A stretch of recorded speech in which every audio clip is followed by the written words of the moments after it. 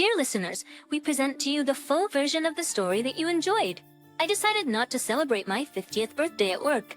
I was going to be retired anyway. Without too much ado, I gathered my closest associates in my office.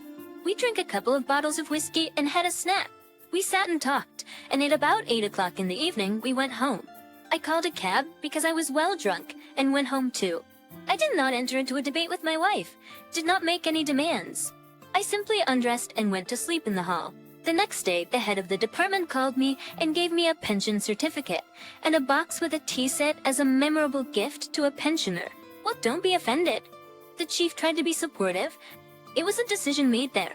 He moved his chin to the ceiling, giving to understand that the decision about my retirement was taken at the very top and nothing depended on him personally. Yes, even if it depended, you would have done nothing. I thought but did not say anything out loud. I shook the sweaty palm of the man who betrayed me and went to the exit. Yuri handed over to a new employee. In the voice of my former boss sounded begging tones. Alas, I would with all my heart, but catastrophically no time. Going fishing. Without turning around, I said and carefully closed the door behind me. This phase of life was over for me. I loaded a box with my belongings into the trunk, put the tea set on the seat and sat behind the steering wheel of my sous vide. I had nowhere else to hurry. I decided to drop the boxes off at my and my wife's country house and drive to the city apartment to change. Especially since my wife was supposed to go there after work. I said our country house, but it belonged more to my wife, since she was the one who made most of the money for our family. We got married quite early, when we were still students.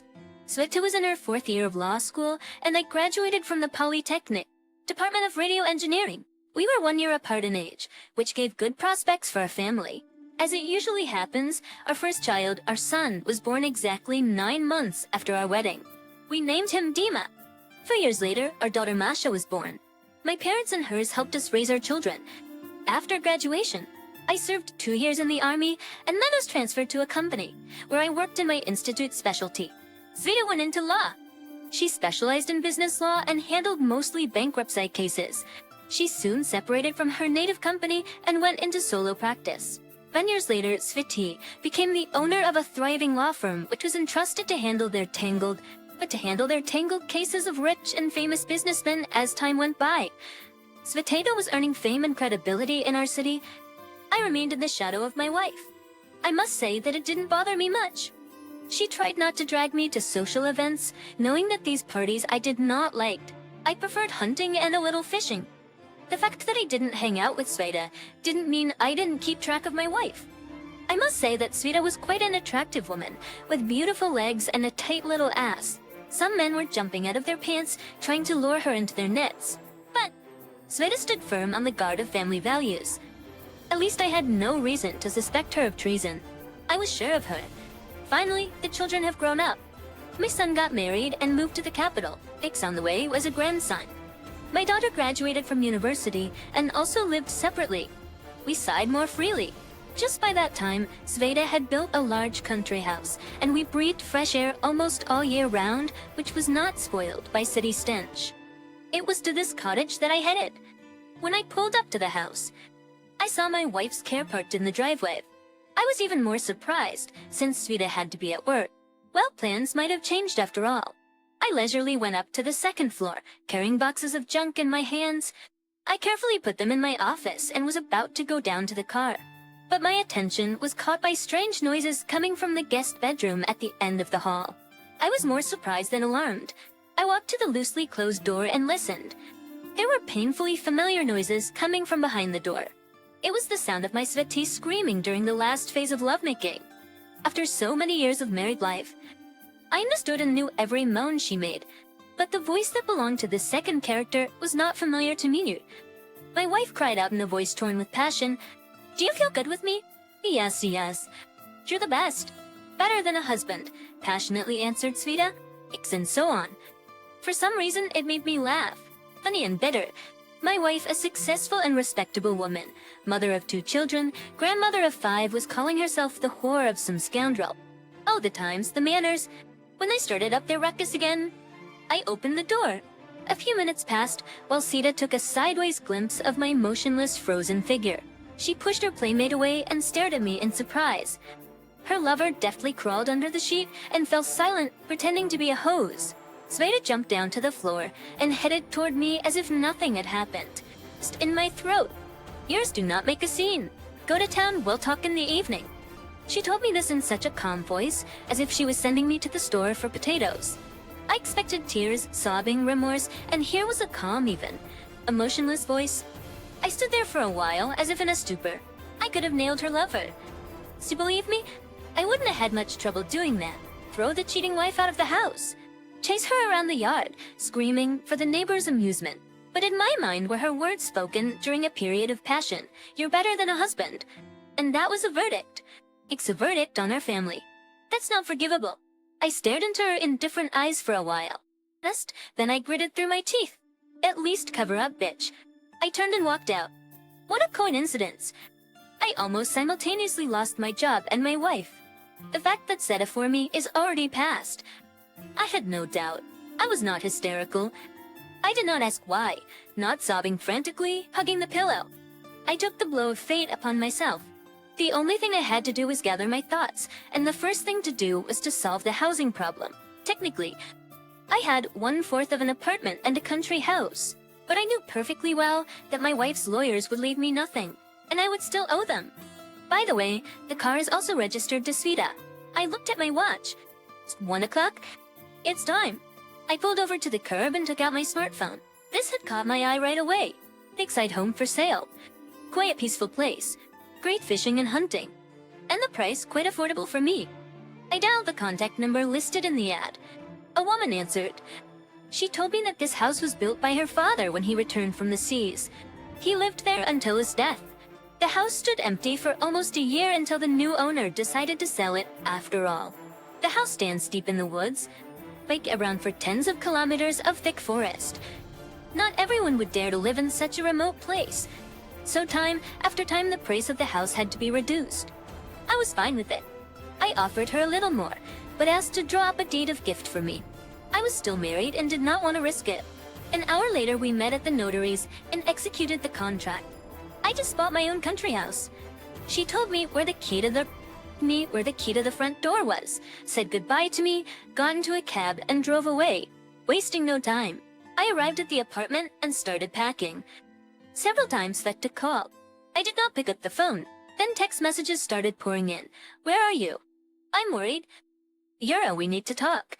After gathering my things, I called a cab. I threw the keys to the apartment and the car into the mailbox. I took a cab to the garage. My father's car was as good as new and running. I threw my backpack and a large bag in the trunk, warmed up the engine, and, taking my time, drove off to open a new page of my life. My car raced down the highway, dispersing the light snow that had fallen overnight, leaving a fast-fading trail behind it. After about 30 kilometers, I turned off the highway onto a dirt road, and I ran into a solid wall of forest, which, according to the map, stretched for dozens of kilometers. The farther I drove, the narrower the road became. I slowed down, and soon I was surrounded by a dense forest. For a while the road went almost to the shore. The road turned sharply to the left, and soon I was approaching a small, blackened by time, log house standing on the very shore of the lake. A few apple trees were drowning in the mown weeds beside it.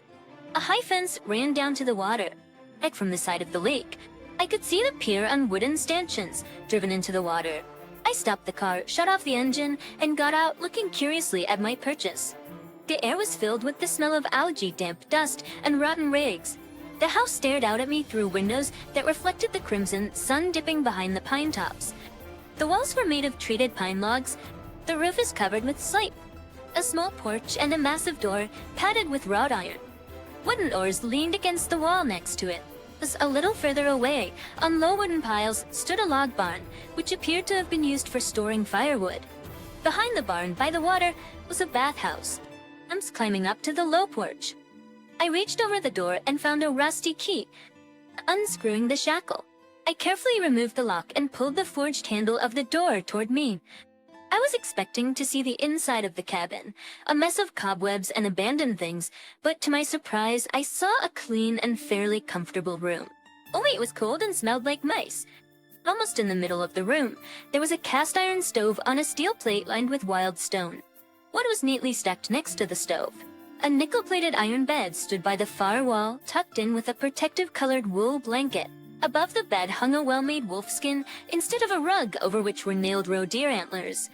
Best of sense of these, a table made of oak with carved legs stood by the window, from which there was a fantastically beautiful view of the lake and the small pine-covered island at its very center. And to the right of the front door was an antique cabinet. Sitting closest to the closet was an equally old refrigerator. On the opposite wall hung an old painting. Up to the left and right of the painting were an antique ship's clock and steering wheel. It looked as if the former owner might have had something to do with the Navy. I looked at the clock 6:15. I closed my eyes and listened to the silence. It had been an eventful day, and I had received my pension certificate that morning, and I felt quite happy. At lunchtime, I was left without a wife and a corner of my own. And in the evening, I found myself in the middle of the woods. But why in the middle of nowhere? It was less than 40 kilometers from the city. I pulled the car closer to the porch and started to carry my things into the house. It was rather cold in the house, so the first thing I did was to heat the stove. The first thing I did was to find a switch in the hallway and turn on the light. I flicked the switch, and the light bulb under the ceiling came on briskly. The refrigerator rumbled like a well-fed cat. I laid out my things in the closet and stuffed my groceries in the fridge. It was darkening rapidly outside the windows, though it was falling. It was time to think about dinner. The electric stove was in the hallway. I decided not to bother. I opened a can of porridge and put it on the stove. 10 minutes later, dinner was ready and I ate quickly, leaving the tea for later. While I was eating, it got dark. And to occupy myself, I decided to rummage through the closet. Thus, on the bottom shelf, just under the hanger, there was a large tarpaulin bundle tied with twine. I carefully untied the twine, unwrapped the cloth, and could not believe my eyes. A disassembled double-barreled shotgun. A 16-gauge. Yeah, that was lucky. To my surprise, the gun was well-oiled, but slightly affected by rust. Well, that would be something to do. I assembled the gun and put it in the corner. I opened the other drawers. In the right one I found rags, gun oil, and, to my great joy, ammunition. 20 of them in an unopened oil pack. I draped a top over the table and placed the gun on it, fractured it and looked down the barrels. Took a metal can of gun oil out of the table drawer. Anxious, I moved my stools so that the light fell on the table and began to clean my weapon. It seemed to me that the gun was even younger after cleaning. I opened the pack, loaded the gun with ammunition, and put the safety on. The phone rang again. The screen read, "Sweetheart." I even shuddered. Before my eyes again appeared a disgusting scene of adultery, and the phone kept ringing. Finally, I decided to answer it. "Yura, what's going on? You're completely out of your mind at an old age." Sveda's voice vibrated with anger. "Where are you? I told you to wait for me at home." I was silent. I did not want to talk to her. "We need to talk. You're a grown man, the father of the family, and you act like a naughty child." So far, my wife was still talking. "We have nothing to talk about. The situation is quite clear. I'm filing for divorce tomorrow. If you want to see me, come to the courthouse at 11 o'clock. I spoke slowly, trying to control myself. "There, and we'll discuss all matters." Sita turned off the phone. Suddenly something crunched outside the window. The rain was drumming softly on the glass, but the sound was clearly audible. I looked out the window and saw an indistinct shadow flickering by the fence in the dim light from the window. Quite my heart raced. Subconsciously, by some unknown instinct, I suddenly realized that there was someone in the yard. And this someone was now lurking in the tall weeds, watching me through the lighted window. I picked up my gun carefully, clicked the safety catch, and extinguished the light. Cautiously, holding his gun at the ready, he looked out the window. He was out dressing. I pushed the front door with my foot and stepped out onto the porch unobtrusively. "Who's there?" "Come out!" I shouted and raised my rifle. "Don't shoot." A frightened voice answered from the darkness, and a woman in an overdressed and knitted cap of an incomprehensible color came into the light. "Who are you?" I was taken aback. "Lucia. Go. I live here, not far from here, in the village. It's 5 kilometers from here." The woman spoke quickly. "It's just that Ivan was drunk today, so he kicked me out. He always swears and fights when he's drunk. I slept here a few times before, and now he thought the house was empty. It's strange. I didn't see any sign of a woman in the house." "Oh, don't you think so? I always clean up after myself. And I haven't touched a thing." The stranger seemed to read my mind. "If you'll excuse me, I have to go." The woman turned and walked into the darkness. For some reason my heart ached. She is as lost as I am. "Wait for me," I shouted after the hunched-over figure in the rain. "I'm inside. Get warm?" The woman stood for a while as if she hesitated, then turned around and went hesitantly to the porch. Without undressing, the woman sat down on the edge of a stool. The room was already hot. "Take off your coat. I'll hang it by the stove to dry." I held out my hand. She hesitantly took off her coat and hat. She wasn't old at all, about 45 years old, with unwashed hair and a bruise under her right eye. Ivan was a harsh man. The woman had a stale nightie under her coat. She must have jumped out in what she was wearing, just her coat and hat. I looked at her feet. They were a man's rubber boots, 5 sizes larger. Lucia caught my gaze and tried to put her feet under the stool. "How often does Ivan bring you up in this way?" I asked him, hanging my coat on the back of the chair. "Balmy, just once or twice a week. He's good, but when he drinks, he swears." The woman tried to cover the yellow bruises on her arms with the short sleeves of her nightie. "He shelters me, feeds me, clothes me. Well, he's a husband." I grinned, remembering Sita. He is supposed to support his wife. "We are not married, so we live. I help him with the household with the children. His wife died, and now he has 3 children left." Lucia sighed. "I sleep in the old banya. There's no room in the house. I only stay at home when he feels like it. Just when friends come over." She didn't finish and blushed. "What marries? Ivan's not greedy either, sharing his woman with his friends. Why don't you get away from such a life?" "Where to? Who needs me? And I don't have a passport." Lucia was silent with her head down. It seemed to me that she silently cried. I took stewed meat out of the fridge and put the kettle on the stove. There was not much food. I did not count on guests, but it is better than nothing. I said, cutting bread. I thought about it and got vodka, poured a little bit into an aluminum mug. "And I've have a drink. Otherwise you'll shake. You'll get sick." The woman took the mug and looked at me apprehensively. "Ex drink, it's vodka." The guest ate and began to pat. I looked out the window. The rain had increased. The wind was rumbling over the lake, and even in the house I could hear the waves crashing against the pier. "All right, stay here. Spend the night, and tomorrow you'll go to your Ivan." I turned to Leaser. "That the weather's gone bad. You'll get lost again." The woman was looking in front of her, languishing in the warmth of food and vodka. It seems that Ivan did not spoil her much. I helped her to the bed. I laid her down and covered her with a blanket. I sat down in a chair in front of the stove, pressed my gun to my side, and fell asleep. I was awakened by the loud cawing of crows. It was a clear morning. I looked at my watch. It was almost 8 in the morning. The front door creaked open. Lyucia appeared on the doorstep with a kettle in her hand. "Good morning," she said, greeting politely. "Come and have some tea." I looked at the table. Right in the middle was a plate with a loaf of bread and a cup. "Fellowed out, Lucia. Have you already had tea?" I bent over and began to rub my feet to quickly restore blood circulation. "I'm later. After you somehow frightened my guest," replied. "Bring another cup and sit down." I pulled a stool for her. It was not much of a breakfast. Apparently, the guest did not dare to open the refrigerator. I got up and opened the door. I took out a can of stew and some eggs. "Have a seat. Next, we're about to have a real breakfast." I grabbed my groceries and went out into the hallway. I quickly washed my face from a washstand hanging in the corridor.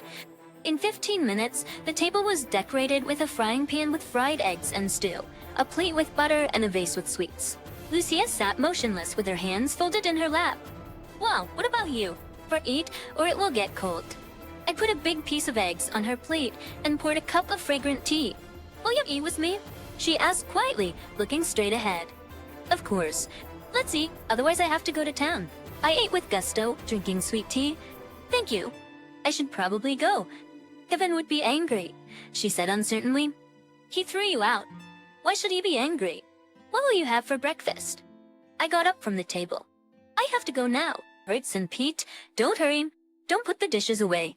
Lock the house. Put the key over the front door." 40 minutes later, I arrived at the courthouse. It didn't take me long to process the divorce papers, and by 10 to 11, I was sitting on a bench in the square in front of the court. I left the car a block away, just in case. At precisely 11 o'clock, Sita's black Lexus stopped in front of the courthouse. My wife looked like a goddess who had come down to earth. I silently watched Siva's appearance in public, making no attempt to attract her attention. It is necessary. She will see for herself. And she saw. A slight grimace of dissatisfaction flashed on her face as she defiled in my direction. "Hello, Yarat." She sat down on the edge of the bench, scenting me with expensive perfume. "How long have you been waiting?" I was silent. "Are you sulking at me?" "After all, nothing terrible happened. After living with you for so many years, I've earned the right to a private life. I still love you, and I'm not gonna change anything in our lives. But I'm a woman. I want attention and love. You suit me in every way, both as a husband and as a man. But for a woman's health, we need some." She hesitated for a moment. "Variety? That boy you scared to death? I need him to keep me in shape, to keep me healthy, after all." She looked at me questioningly, waiting for a reaction. But I stubbornly remained silent. For did security to me, she supported me. She totally agreed with me and thought that having a young partner at my age is quite normal. By the way, Igor, a friend of her young man, she was the one who asked him to find me a healthy, understanding boy. My eyes went black.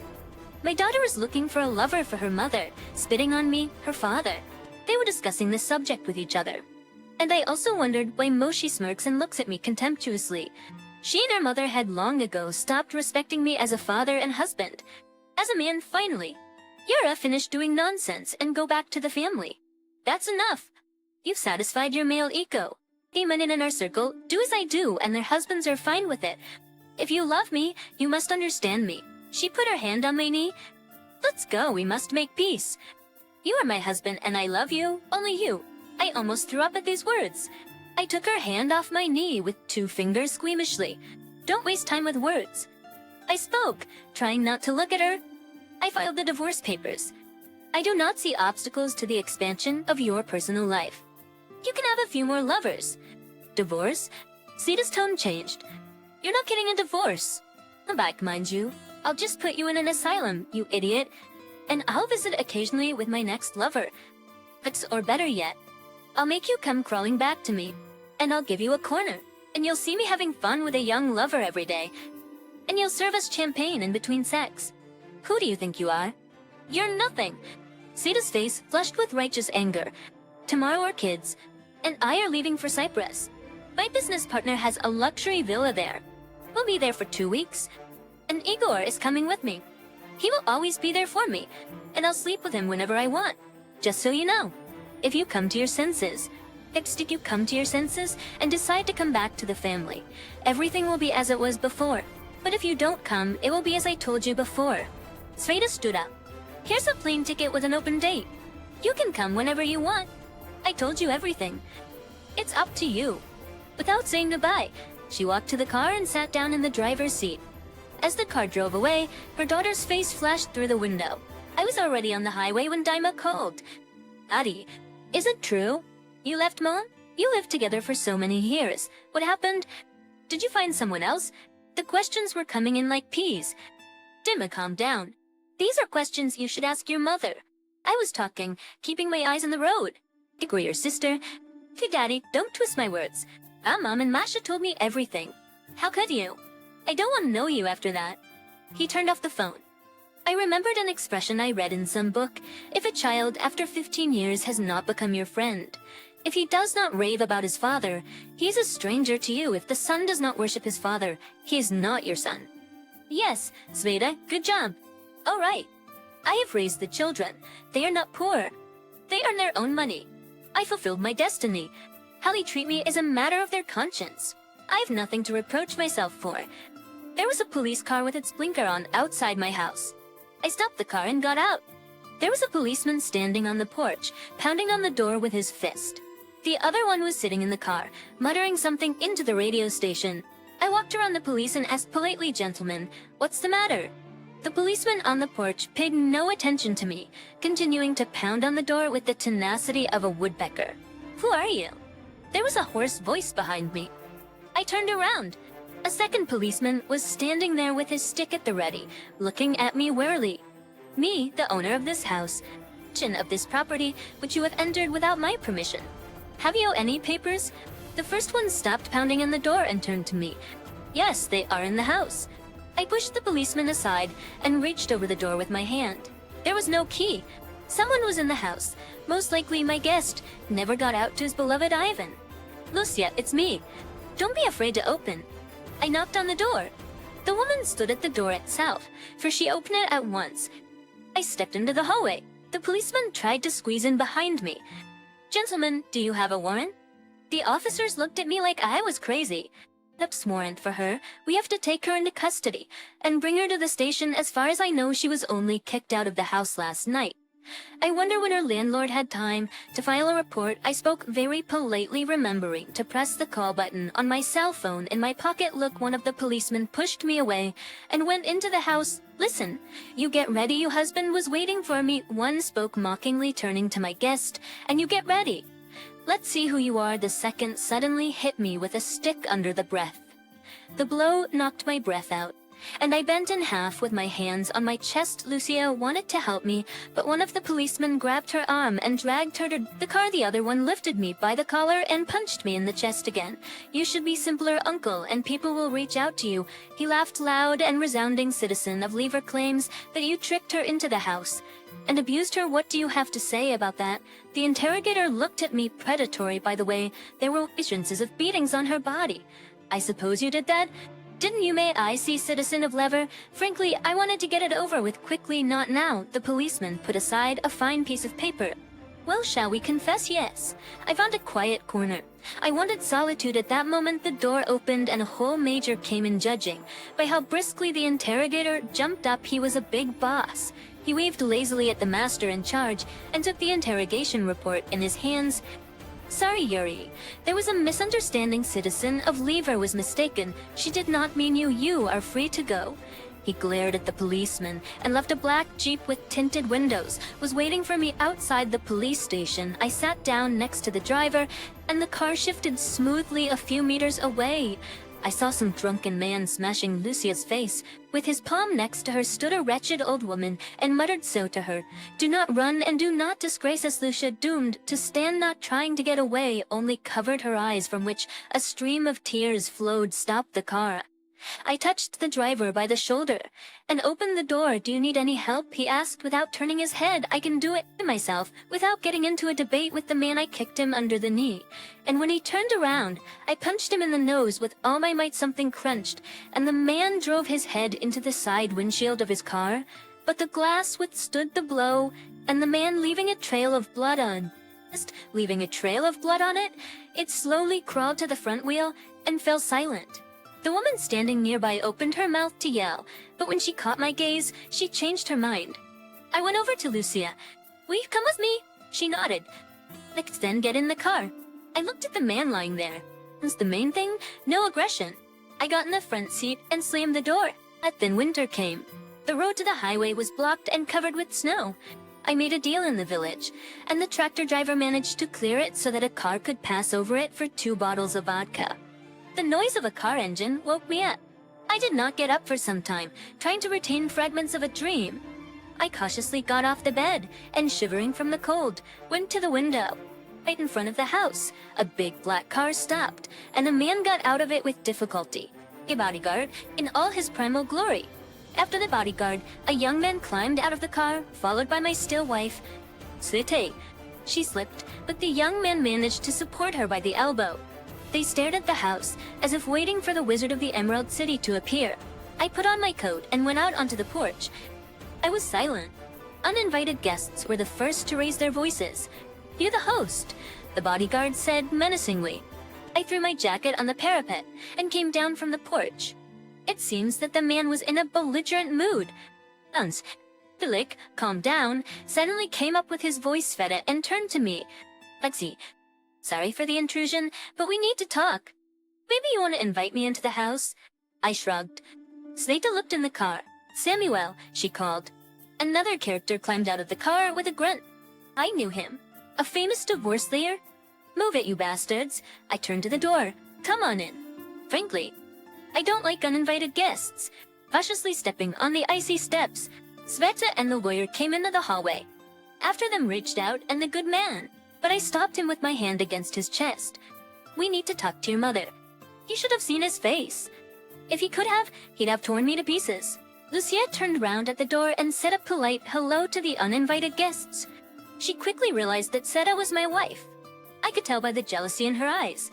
Sveta also looked curiously at Lucy, but quickly that you were comforted. Could not help but through her teeth, she muttered. I said angrily, tell me what you want. The lawyer sat down on a stool and opened his briefcase. Yuri, your wife is suing the court to declare you incompetent. You had a severe concussion at one time, which led to complications and a temporary mental disorder. You should be examined at a psychiatric hospital to determine your legal capacity. The lawyer chewed his lips. The question is whether you will do so voluntarily or whether we will have to go to the appropriate authorities to enforce your appearance. As far as I understand, the examination is done by court order. Do you have it in your hands? I looked at the lawyer calmly. And where do you want to go to forcibly lock me up in a mental hospital? My pressure somewhat discouraged the lawyer. I'm worried about your health. You need to take a course of treatment. The doctors will help you get rid of your obsessions. And you'll go back to your family. The children are so upset. They want to see you. Sveta almost sobbed with resentment for the children. The question is, do I want to see them? I thought and out loud said, I understand your desire to quickly put me in the asylum, ostensibly for my own good. But you were in a hurry. There was no trial and I don't need any counseling. I won't discuss anything with you. Sveta, take your lackeys and get off my land. I looked expressively at the gun hanging on the wall. Are you threatening? Samuai, I told you, is inadequate and aggressive. Sveta looked at the lawyer pleadingly. In that case, we are forced to ask for help. The lawyer pulled out his cell phone. Sveta, stop. You're making another mistake. I tried to speak calmly. Let's solve everything in peace. Yura, it's all for your own good. You'll thank me later. She took a step toward me, trying to hug me. Come on, get out of here. I pointedly looked at the hanging shotgun. You're crazy for sure. Sveta shrieked and looked at the lawyer. Samuel, do something. I held the gun with the barrel down. You're threatening us with a gun. You really are crazy. The lawyer jumped up, knocking over a stool. He grabbed my wife by the arm and dragged her toward the exit. They rolled off the porch in a heap. I followed them out onto the porch. Get in the car and go.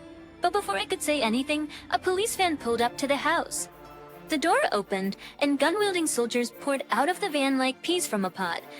They deftly surrounded the house, cutting off my escape route. Mr. Koltsevai, drop your weapons and come out with your hands up. A bubbly major squawked, swayed into the loudspeaker. That's love. Sveta decided to hold me by any means necessary.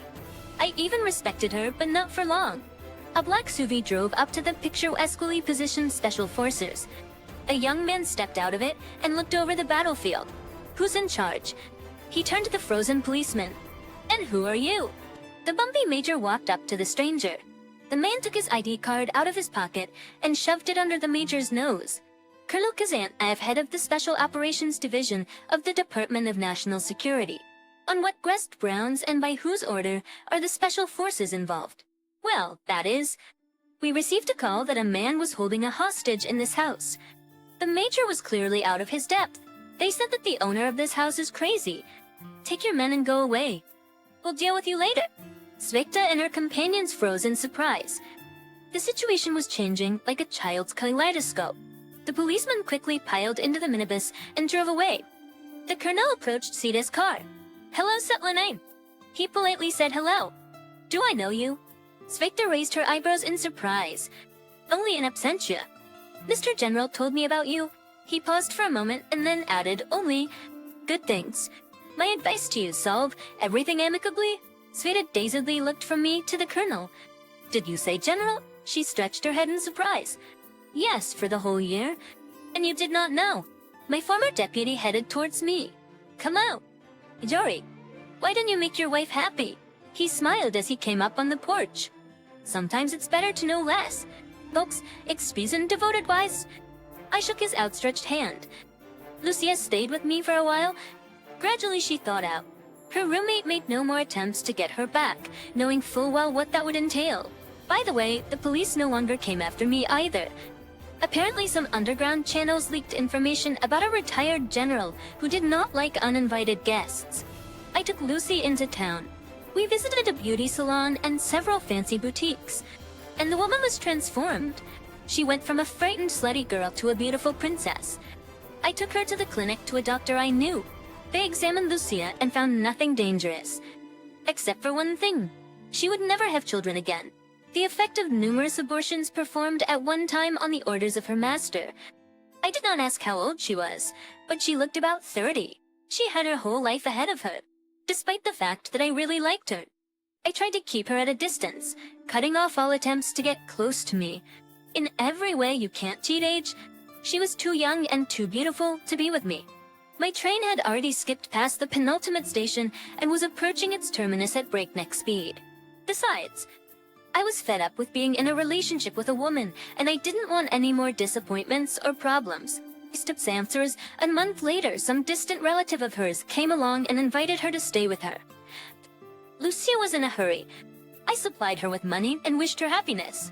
The last night, before she left, Lucia came to me and I could not resist. How can a single man refuse something beautiful young woman? And it all happened. Thence the whole time, she was waiting for me to ask her to stay, but I said nothing. In the morning, she stood by the cab for a long time, still hoping for something. And then she left my life. We divorced Zekto in the end, although she begged me in court not to leave her. Don't leave her. It's as if she wasn't the one who had taken a young lover under my nose and been fooling around with him for almost 6 months. I even had my doubts about having kids. But the DNA tests reassured me. The absence of her husband took its toll on Svea. It was obvious that she really regretted our breakup. My ex-wife came to see me several times and begged me to forgive her. She said that she had broken up with her lover at once, and that she was carrying her lover around with her to piss me off. And she succeeded. I, of course, forgave her, so many years together, but I never went back to her. Children? What about children? I love them, but I don't let them near Mimi. Especially my daughter. Still very fresh resentment. Misha also tried to talk to me, but I categorically refused to talk to her. God is her judge. The receptionist stood up. Mr. General, the director is waiting for you. When I entered the office, Verdict stood up from his desk and came out to meet me. We embraced. How did you do it? I pulled away and looked at my friend. It was almost impossible. Well, no more difficult than you. Ira, pulling me badly wounded from the battlefield. Benedict, that is, the director of the Department of National Security, laughed. Let's take over the position. No more sitting in retirement. He was silent for a while, and smiling slyly, asked, have some cognate. P.S. a year had passed.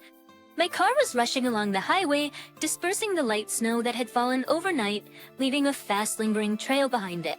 In some places I could still see the miraculously preserved bright red-yellow foliage, especially against the background of the green-brown autumnal forest. I even felt sorry for it for a minute. I returned from my business trip and was on my way home, where I hadn't been in more than a month. All that time, I had been living alone, enjoying my freedom. I had rebuilt the house, traveled a lot. Only now did I get a real taste of life.